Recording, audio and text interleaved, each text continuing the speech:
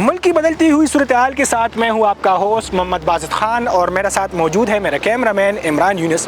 ناظرین، وفاقی دارالحکومت اسلام آباد میں 15 اور 16 اکتوبر کو شنگھائی تعاون تنظیم ہونے جا رہی ہے، جس میں سے غیر ملکی سربراہان شرکت کے لیے آئیں گے۔ اس وقت ہم موجود ہیں ڈی چوک میں اور یہاں پہ سیکیورٹی کی سخت انتظامات کی گئی ہے۔ یہاں کی صورتحال کی اگر بات کی جائے تو یہاں پہ سندھ سے 1200 پولیس تقریباً بلائے گئے ہیں۔ اس کے علاوہ رینجرز کے جوان کافی تعداد میں موجود ہے اور ان تمام تر سیکیورٹی کی ذمہ داری جو ہے وہ ایک بار پھر پاک فوج کے جوانوں کے سپرد کی گئی ہے، اور اسلام آباد کی پولیس کی اگر بات کی جائے تو وہ بھی یہاں پہ ڈیوٹی دے رہے ہیں۔ ساتھ میں اگر سیکیورٹی کی مزید بات کی جائے تو اگر میرا کیمرہ مین عمران یونس آپ کو دکھائے تو عقب میں آپ دیکھ سکتے ہیں ہمارے سیکیورٹی کے جوان جو ہے، رینجرز کے جوان، وہ یہاں پہ ڈی چوک میں موجود ہے۔ جو مین انٹرنس ہے پارلیمنٹ، سپریم کورٹ اور ریڈ زون میں جتنے بھی ایریاز آتے ہیں ان کو انہوں نے کور کر دیا ہے۔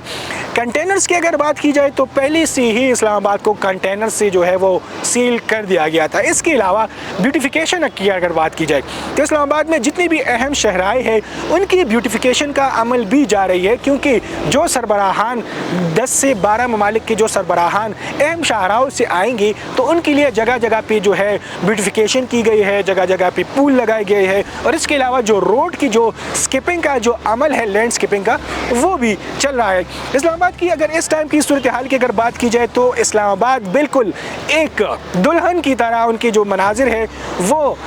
سامنے آ رہے ہیں، اور اس کے علاوہ جو یہاں پہ جو ہماری سیکیورٹی اہلکار ہے، پاک فوج کے ہے، رینجرز کے اہلکار کے، اس کے علاوہ سندھ سے جو پولیس اہلکار ہے، اس کے علاوہ اسلام آباد کی اپنی پولیس کو جو ملایا جائے تو ڈفرینٹ وردیز میں ڈفرینٹ سیکیورٹی نوجوانوں کو بھی دیکھ کے انسان جو ہے وہ محظوظ ہو جاتا ہے۔ ٹریفک کی روانی کی اگر بات کی جائے تو ٹریفک کی روانی بالکل متاثر نہیں ہے، لیکن صرف اگر یہاں پہ ریڈ زون کی بات کی جائے تو یہاں پہ کنٹینر لگا کر ان کو جو ہے وہ سیل کر دیا گیا ہے، اور بیوٹیفیکیشن کا عمل جو ہے وہ اب بھی جاری ہے۔ اور یہ تمام تر صورتحال جو ہے وزیر